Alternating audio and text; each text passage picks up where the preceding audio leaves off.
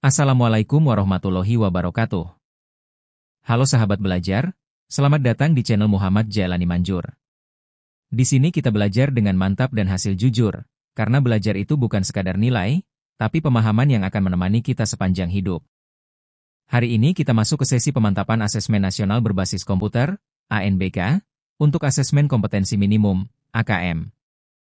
Fokus kita adalah Bahasa Indonesia SD MI tahun 2025.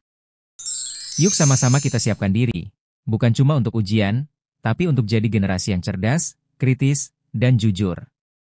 Mantap dengan hasil jujur. Hari ini kita akan masuk ke simulasi AKM, Asesmen Kompetensi Minimum. Simulasi ini khusus untuk Bahasa Indonesia SD, Madrasah Ibtidaiyah 2025. Dalam rangka persiapan ANBK, Asesmen Nasional Berbasis Komputer. Yuk, kita belajar bersama, kerjakan soal dengan tenang, percaya diri, dan pastinya mantap dengan hasil jujur. Selamat datang, teman-teman. Langkah awal, silakan ketik nama kalian masing-masing di kolom yang tersedia. Bayangin aja ini kayak daftar hadir di kelas, biar nanti hasilnya bisa kita lihat sesuai nama kalian. Oh iya, jangan lupa sebelum mulai, kita awali dengan berdoa dulu supaya ilmunya berkah dan kita bisa jawab soal dengan tenang. Siap? Yuk kita mulai. Nah, sekarang kita masuk ke tampilan konfirmasi data. Di sini, teman-teman tinggal ketik nama lengkap kalian. Pastikan ejaannya benar ya, biar nanti nggak ketukar sama nama orang lain. Lanjut, isi tanggal lahir kalian. Ingat, urutannya sesuai format yang diminta di layar. Terakhir, jangan lupa masukkan token yang sudah dibagikan. Token ini ibarat kunci untuk membuka soalnya, jadi tanpa token, kita nggak bisa mulai. Kalau semua sudah diisi, cek lagi sebentar. Kalau udah yakin benar, tinggal klik tombol konfirmasi. Dan, kita siap lanjut ke soalnya. Oke, semua data sudah beres? Nama sudah, tanggal lahir sudah, token juga sudah masuk. Mantap! Sekarang, yuk kita mulai. Teman-teman tinggal klik tombol, mulai, di layar, dan kita akan langsung masuk ke soal pertama. Ingat, kerjakan dengan tenang, baca soalnya pelan-pelan, dan nikmati proses belajarnya. Mari kita mulai. Sebelumnya kita akan membaca sebuah cerita menarik berjudul Kisah Kutu di Negeri Rambut. Dengarkan baik-baik ya, karena setelah cerita ini, akan ada soal simulasi AKM Asesmen Kompetensi Minimum untuk kalian semua. Siap? Yuk kita mulai. Kisah Kutu di Negeri Rambut. Di suatu negeri yang subur, kutu berkumpul. Ada ribuan telur kutu di sekitar rambut panjang Ajeng. Ajeng kurang menjaga kebersihan. Ia sering menggaruk kepalanya karena gatal. Para kutu sudah semakin banyak. Mereka ingin mencari negeri baru. Tak jarang rambut teman-teman Ajeng menjadi korban. Teman-teman Ajeng menjadi risih. Ketika Ajeng mulai menggaruk rambut, mereka menjauhinya. Ajeng merasa sedih. Akhirnya ia memutuskan berkeramas dan memotong rambutnya. Para kutu sangat marah. Mereka berloncatan mencari negeri yang baru. Oke teman-teman, kita masuk ke soal nomor 1 ya. Pertanyaannya begini. Di mana ribuan telur kutu berkumpul? Ada 3 pilihan jawabannya. A. Di suatu negeri. B. Di rambut Ajeng. C. Di rambut teman-teman. Nah, coba kita ingat lagi cerita tadi. Tadi kan jelas disebutkan kalau ada ribuan telur kutu di sekitar rambut panjang Ajeng. Berarti jawaban yang paling tepat adalah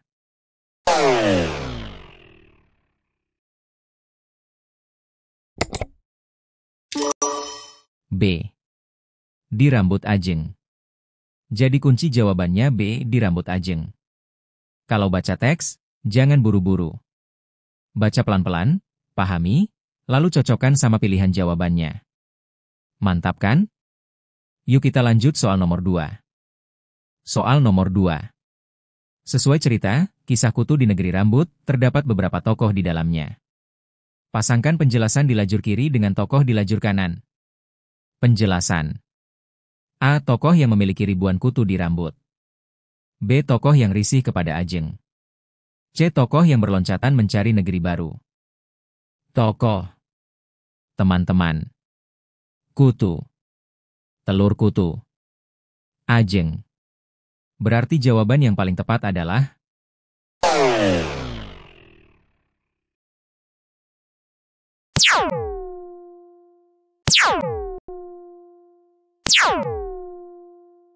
jawabannya adalah yang pertama, tokoh yang punya ribuan kutu di rambut. Siapa coba? Tadi jelas ada di teks, yaitu rambut panjangnya Ajeng. Jadi A, jawabannya Ajeng. Lalu yang kedua, tokoh yang risih kepada Ajeng. Kira-kira siapa tuh? Betul, teman-temannya. Kan mereka nggak nyaman karena Ajeng kurang menjaga kebersihan. Jadi B, jawabnya teman-teman. Terakhir, tokoh yang berloncatan cari negeri baru.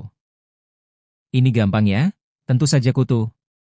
Karena jumlahnya makin banyak dan mereka mau cari tempat lain. Jadi C, jawabnya kutu. Nah, selesai deh.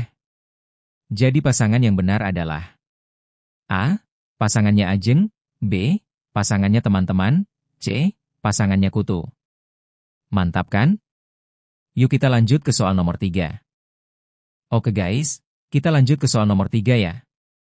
Pertanyaannya gini, mengapa teman-teman Ajeng merasa risih kepadanya? Ingat ya, jawabannya bisa lebih dari satu.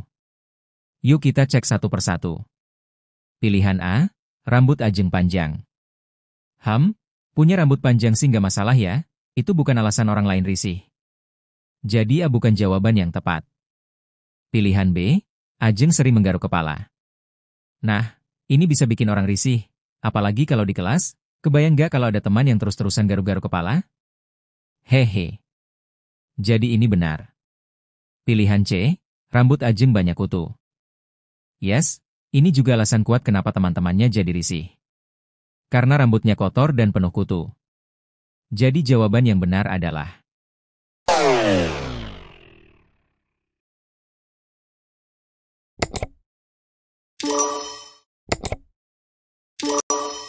Jadi jawaban yang benar adalah B dan C. Pilihan B, Ajeng sering menggaruk kepala. Nah, ini bisa bikin orang risih, apalagi kalau di kelas, kebayang nggak kalau ada teman yang terus-terusan garuk-garuk kepala? Jadi ini benar. Pilihan C, rambut Ajeng banyak kutu. Ini juga alasan kuat kenapa teman-temannya jadi risih. Karena rambutnya kotor dan penuh kutu. Sekarang kita akan membaca sebuah teks berjudul 3 jenis rempah, apakah kamu bisa membedakannya? Jenis rempah yang pertama adalah kunyit. Kunyit, atau sering juga disebut kunir, punya kulit berwarna coklat tua. Kalau dibelah, dagingnya berwarna oranye cerah. Ternyata, kunyit punya banyak manfaat loh. Kunyit bisa digunakan untuk menyembuhkan luka, dan warna kuningnya sering dipakai sebagai pewarna alami. Wah, keren ya, rempah sederhana tapi punya banyak kegunaan. Jenis rempah yang kedua adalah lengkuas. Lengkuas sering juga disebut laos. Kulitnya halus, dan kalau dibelah, dagingnya berwarna putih. Lengkuas punya manfaat untuk mengobati sakit napas. Selain itu, aromanya juga wangi banget. Nah, wangi dari lengkuas inilah yang bisa bikin makanan jadi terasa lebih enak. Jahe. Kulit jahe berwarna coklat muda. Dagingnya kuning gelap. Jahe biasa dibuat minuman. Minuman jahe membuat tubuh hangat. Soal nomor 4. Teman-teman, coba bayangkan kita lagi di dapur bersama ibu. Ada banyak rempah di meja. Ada kunyit, jahe, dan laos. Nah, ternyata salah satu rempah ini bukan hanya buat masakan, tapi juga bisa menyembuhkan luka karena punya sifat antibakteri dan bisa menghentikan pendarahan kecil. Kira-kira, rempah yang bisa dipakai untuk menyembuhkan luka itu yang mana, ya? Apakah A kunyit, B jahe, atau C laos?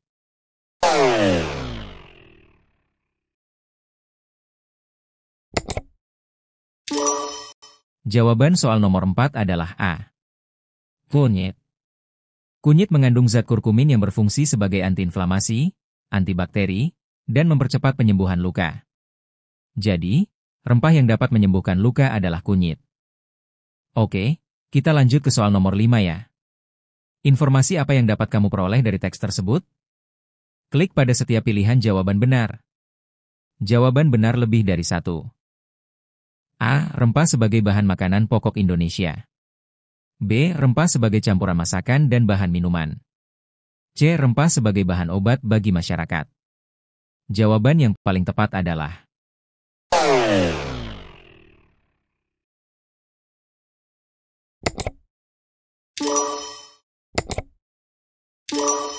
B dan C. Kalau kamu baca teks tadi, jelas banget ya kalau rempah-rempah dipakai buat masakan, minuman, sampai obat. Contohnya kunyit buat nyembuhin luka, jahe bisa bikin badan hangat kalau diminum, dan lengkuas bikin masakan lebih enak. Nah, kalau pilihan A bilang, rempah sebagai makanan pokok, itu nggak tepat. Makanan pokok kita kan nasi, jagung, sagu, gitu ya. Jadi, yang benar adalah B dan C. Oke teman-teman, sekarang kita bedain yuk, apa saja kegunaan dari 3 rempah tadi. Jahe, kunyit, dan lengkuas. Tugas kamu adalah memasangkan nama rempah dengan kegunaannya. Nama rempah. A. Jahe. B. Kunyit. C. Lengkuas. Kegunaan. Sebagai bahan minuman hangat. Sebagai pewangi masakan. Sebagai pewarna makanan. Sebagai obat sakit gigi.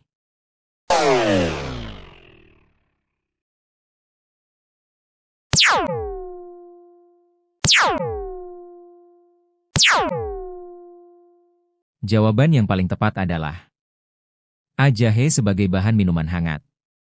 B. Kunyit berguna untuk pewarna makanan. C. Lengkuas bermanfaat untuk pewangi masakan. Soal nomor 7. Sekarang kita coba pikirin ya, kira-kira gambar apa yang perlu ditambahkan biar teks tentang rempah tadi jadi makin jelas? Yuk kita cek satu persatu. Pernyataan A, gambar makanan atau minuman dari rempah. Pernyataan B, gambar penyakit yang disebabkan rempah. Jadi, jawabannya adalah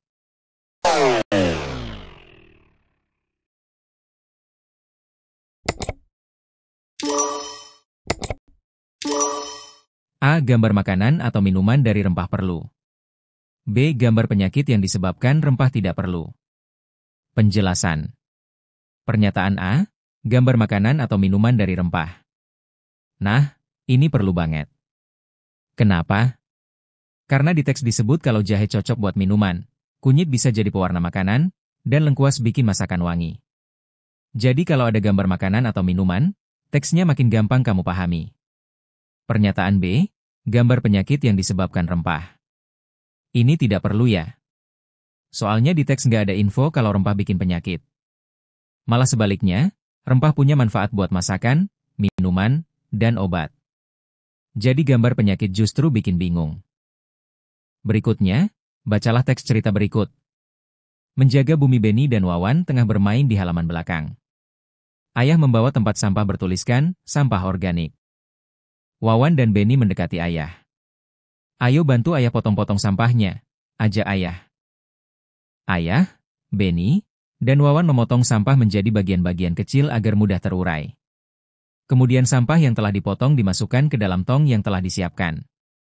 Tidak lupa ayah menambahkan sedikit air dan menutup tong dengan rapat. Tolong buka tong nomor 3 ya Ben, pinta ayah. Tidak mau, tolak Benny. Itu sudah lebih dari 7 hari. Komposnya sudah jadi. Tidak bau lagi seperti kemarin, jelas ayah sambil tersenyum. Soal nomor 8. Kenapa sih kalau kita bikin kompos, sampahnya perlu dipotong-potong kecil? Jawabannya adalah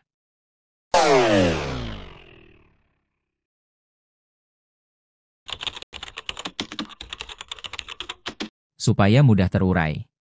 Kilauan logikanya gini, semakin kecil potongan sampahnya, semakin luas permukaan yang bisa disentuh sama mikroorganisme. Nah, mikroorganisme ini yang ngebantu proses penguraian. Jadi kalau sampah dipotong kecil-kecil, mereka lebih gampang kerja, dan kompos pun jadi lebih cepat terbentuk. Soal nomor 9. Kenapa sih tong sampah untuk kompos itu perlu dibuka sebentar? Pilihan jawabannya. A. Agar kompos tidak berair. B. Agar kompos tidak rusak. C. Agar kompos tidak bau. D. Agar mudah terurai. Jadi, jawabannya yang paling tepat adalah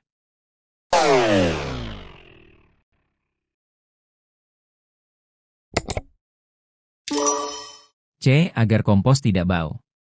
Nah, logikanya gini, kalau tong kompos selalu ketutup rapat, di dalamnya bisa lembab banget dan gak ada sirkulasi udara.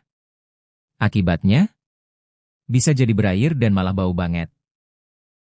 Soal nomor 10. Kenapa ya Benny menolak membantu ayah membuka tutup tong kompos? Jawabannya adalah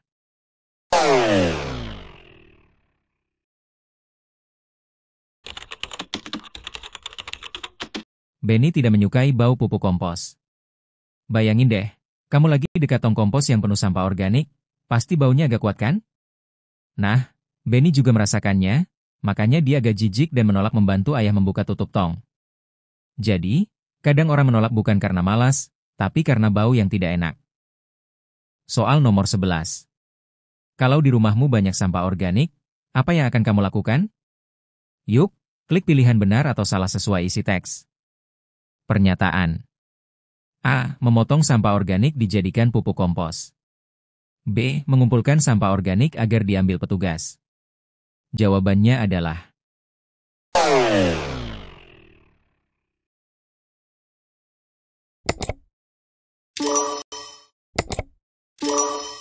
pernyataan. A. Benar. B. Salah.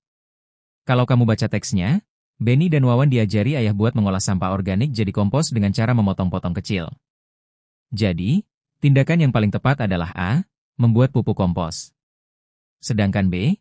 Mengumpulkan sampah biar diambil petugas, itu nggak sesuai teks, karena tujuan cerita adalah menjaga bumi dengan mengolah sampah sendiri. Lanjut, bacalah teks cerita berikut. Sekarang kita jalan-jalan sebentar ke Pulau Sumatera, tepatnya ke Provinsi Bengkulu.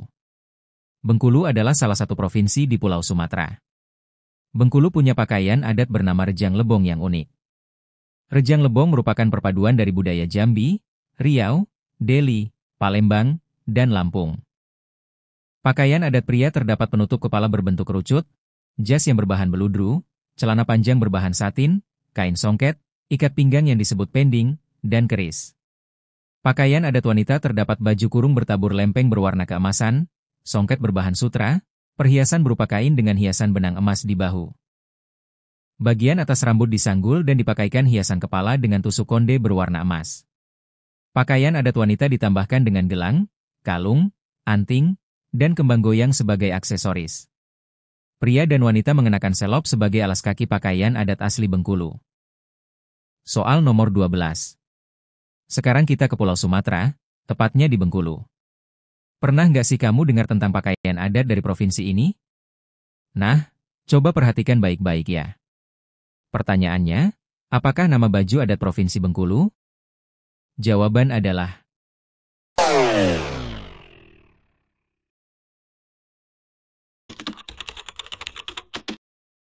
Rejang Lebong.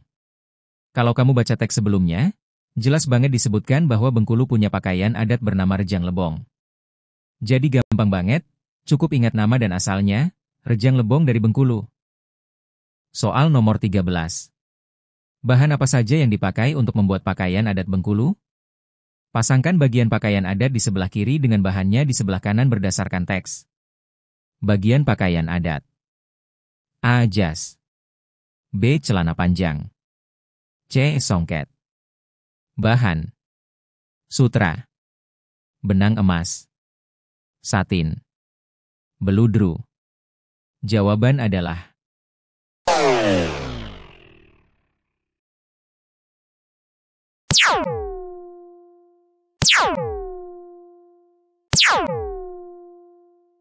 A. Jas terbuat dari beludru.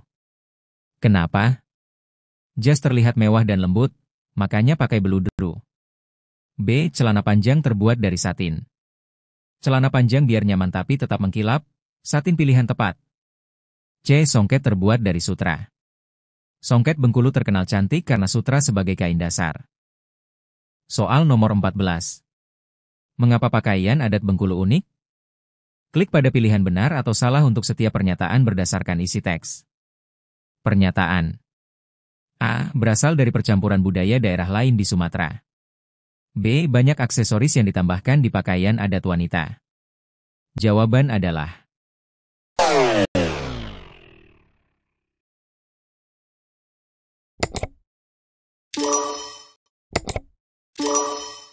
A. Salah. B. Benar. A. Berasal dari percampuran budaya daerah lain di Sumatera. Salah. Kenapa salah? Pakaian adat Bengkulu unik karena khas daerah Bengkulu sendiri, bukan karena campuran budaya daerah lain. B. Banyak aksesoris yang ditambahkan di pakaian adat wanita. Benar. Kenapa benar? Pakaian adat wanita Bengkulu memang terkenal mewah dan lengkap dengan aksesoris, membuatnya berbeda dan unik. Bacalah teks cerita berikut. Judul cerita, Jagung untuk Raja. Ceritanya begini. Suatu hari, Raja Han dari Kerajaan Batule sedang bersedih. Kenapa? Karena benih jagung manis kerajaan, yang paling berkualitas, dicuri burung saat para petani sedang menanamnya. Para petani kemudian memberi usulan kepada Raja Han, mari kita adakan sayembara, siapa tahu bisa menyelesaikan masalah ini. Den dan Hans ikut sayembara tersebut. Kebun jagung Den lebih luas dibanding kebun jagung Hans. Den selalu mengejek Hans karena hasil panennya lebih sedikit. Meskipun diejek, tetapi Hans tidak pernah membalas Den. Hans, kau yakin akan mengikuti sayembara ini? Kau akan kalah denganku. Aku yakin benih jagungku yang akan menang, ejek Den. Tidak apa-apa aku kalah, yang penting aku berani mencoba. Aku pergi dulu ya, Den. Aku ingin memberi benih jagung terbaik untuk raja. Den sangat yakin jagungnya yang terpilih. Tetapi, Raja memilih jagung milik Hans. Raja membeli ladang Hans dan memintanya bekerja di sana dengan bayaran besar. Yang mulia, bisakah kau membeli ladang Den? Saya ingin berbagi kebahagiaan dengannya. Biar dia menanam benih dari ladang saya. Raja tampak berpikir. Baiklah, aku setuju. Hans berterima kasih pada Raja Han dan berpamitan. Sampai di luar, Den langsung memeluk Hans. Terima kasih, Hans. Kau baik sekali. Maafkan aku yang selalu mengejekmukmu. Kau sudah kumaafkan. Sekarang, kita berteman, ya? Mari kita pulang. Den dan Hans pun pulang. Sejak saat itu, mereka menjadi teman baik. Soal nomor 15. Siapa yang memenangkan sayembara? Pilihan jawaban. A. Raja Han. B. Petani kerajaan. C. Den. D. Hans. Jawaban yang paling tepat adalah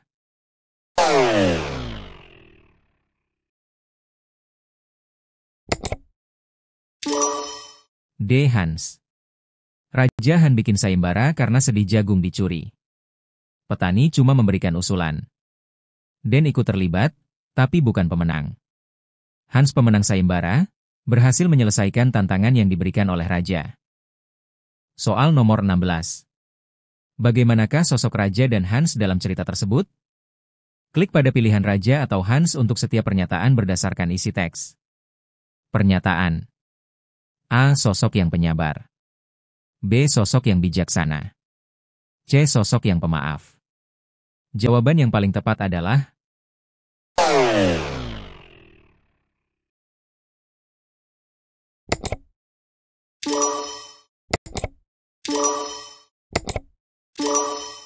A. Sosok yang penyabar adalah Hans.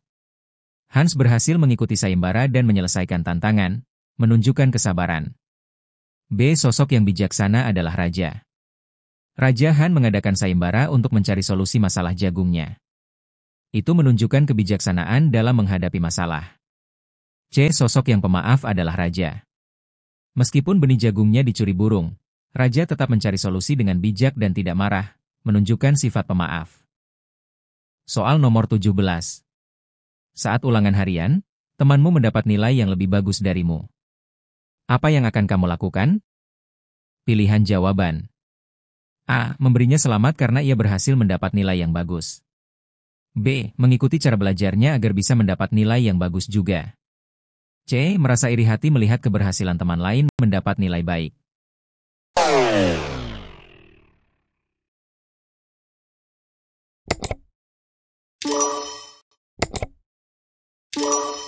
Jawaban yang paling tepat adalah A. Benar, memberinya selamat ini menunjukkan sikap sportif dan menghargai teman.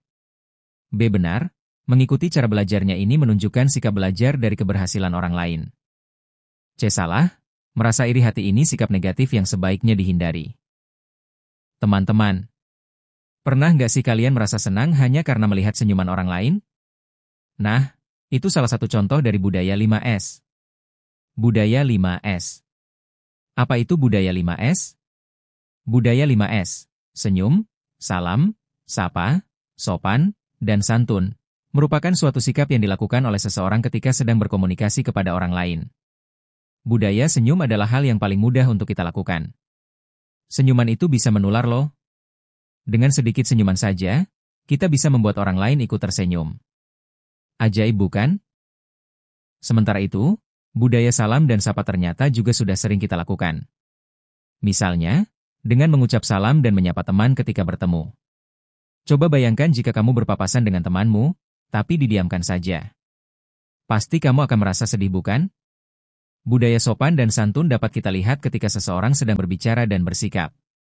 Orang yang menerapkan budaya ini pasti sangat anggun. Mereka akan terhindar dari kebiasaan berbicara kasar. Sudahkah kamu berbudaya?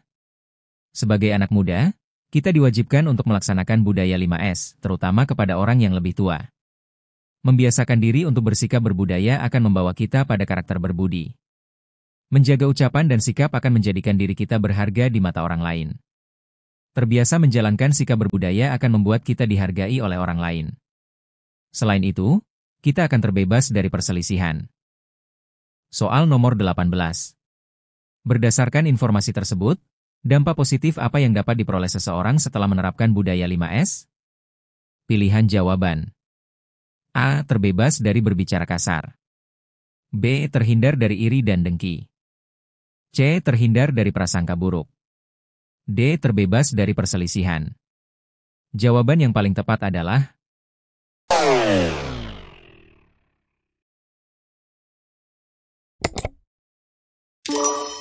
D. Terbebas dari perselisihan.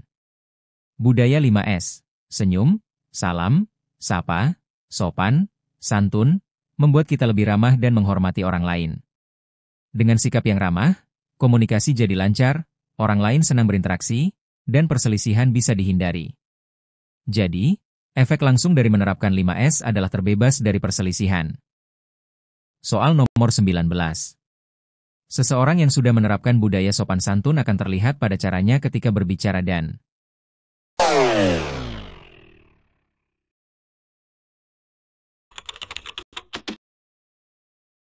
bersikap. Jadi, kalau kamu melihat seseorang yang berbicara lembut, menunggu giliran, dan menghormati orang lain, itu tanda budaya 5S sudah diterapkan. Soal nomor 20. Gambar apa yang perlu ditambahkan dalam wacana tersebut? Klik pada setiap pilihan jawaban benar. Jawaban benar lebih dari satu. Pilihan jawaban. A. Gambar penjelasan budaya 5S. B. Gambar orang saling menyapa. C. Gambar orang memberi salam. Jawaban yang paling tepat adalah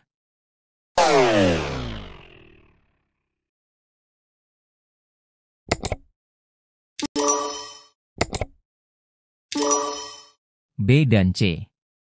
B. Gambar orang saling menyapa. C. Gambar orang memberi salam. B. Menunjukkan budaya sapa secara nyata dalam kehidupan sehari-hari. C. Menunjukkan budaya salam yang jelas dan mudah dipahami. Selanjutnya kita akan belajar tentang berkebun. Berkebun itu artinya menanam dan merawat tanaman. Supaya berkebun lebih menyenangkan, langkah pertama adalah memilih tanaman yang kita sukai. Kalau kamu suka tanaman yang indah, kamu bisa menanam bunga matahari.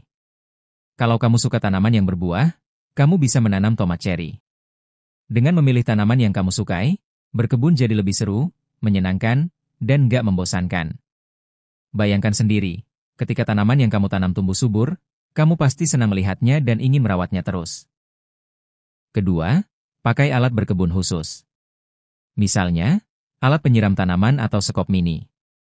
Benda-benda itu bisa membuat pekerjaan kita jadi mudah.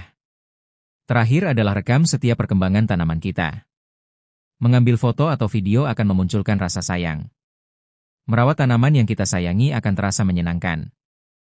Soal nomor 21. Pasangkan urutan cara berkebun yang menyenangkan dengan kegiatannya.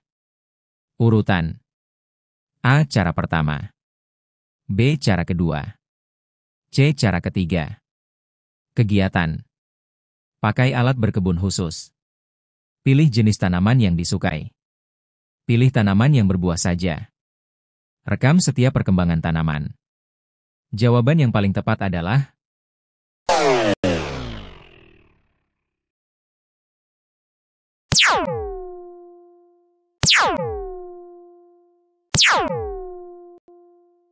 A. Cara pertama, pilih jenis tanaman yang disukai. Langkah pertama supaya berkebun seru adalah memilih tanaman favoritmu. B. Cara kedua, pakai alat berkebun khusus. Setelah memilih tanaman, gunakan alat yang tepat supaya menanam dan merawatnya lebih mudah. C. Cara ketiga, rekam setiap perkembangan tanaman. Dengan mencatat atau merekam perkembangan tanaman, kamu bisa melihat hasil kerja kerasmu dan belajar dari pengalaman. Soal nomor 22. Teks tersebut menjelaskan tentang kegiatan berkebun. Informasi apa saja yang sesuai dengan teks tersebut? Klik pada pilihan benar atau salah untuk setiap pernyataan. Pernyataan. A. Bacaan tersebut menjelaskan tentang cara berkebun yang menyenangkan. B. Bacaan tersebut menjelaskan tentang cara memilih tanaman yang baik. Jawaban yang paling tepat adalah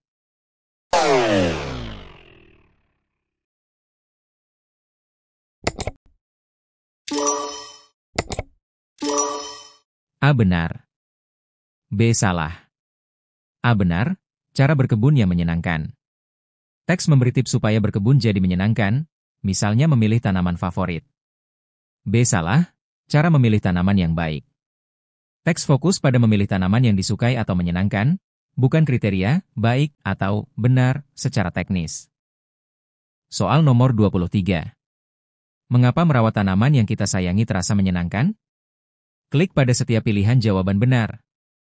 Jawaban benar lebih dari satu. Pilihan jawaban. A. Kita dapat melihat pertumbuhan dari tanaman kita. B. Kita dapat memilih alat penyiram tanaman yang menarik. C. Kita dapat mengabadikan indahnya tanaman dalam berbagai media. Jawaban yang paling tepat adalah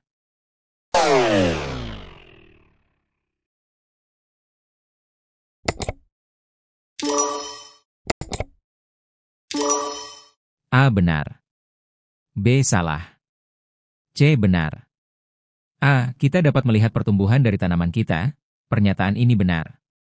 Saat tanaman tumbuh, kita merasa senang dan bangga karena hasil kerja kita terlihat nyata. B. Kita dapat memilih alat penyiram tanaman yang menarik. Pernyataan ini salah.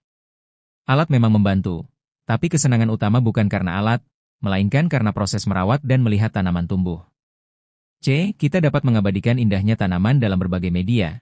Pernyataan ini benar. Mencatat atau memfoto tanaman membuat kita mengapresiasi hasil kerja dan keindahan tanaman. Bacalah teks cerita berikut. Jaket Abida. Atta meminjam jaket Abida tanpa izin. Padahal Atta tahu, jika meminjam jaket Abida harus izin. Siang itu, Atta sedang belajar melukis di rumah menggunakan jaket Abida. Abida sedang belajar kelompok di rumah temannya. Atta tidak berhati-hati sehingga jaket Abida kotor. Atta takut dan menyembunyikan jaket Abida di bawah tempat tidur. Abida berlari ke ruang tamu. Ayah sedang bersantai. Abida mengadu ke ayah sambil menangis karena jaketnya hilang. Atta tidak suka melihat Abida seperti itu. Atta mencuci jaket Abida. Ternyata warna jaket Abida malah berubah. Abida akhirnya tahu dan marah kepada Atta. Ibu mengetahui keresahan Atta. Jadi, ibu menyuruh Atta untuk meminta maaf kepada Abida. Aku minta maaf Abida, kata Atta dengan suara kecil dan tertunduk. Atta ingin memperbaiki jaket Abida. Akhirnya, Atta melukis pelangi di jaket Abida. Abida tersenyum lebar karena jaket Abida menjadi cantik. Soal nomor 24. Apa yang sedang dilakukan Atta dan Abida siang itu? Klik pada setiap pilihan jawaban benar. Jawaban benar lebih dari satu. A. Atta sedang belajar melukis di rumah. B. Atta sedang bersantai di ruang tamu. C. Abida sedang belajar kelompok di rumah temannya.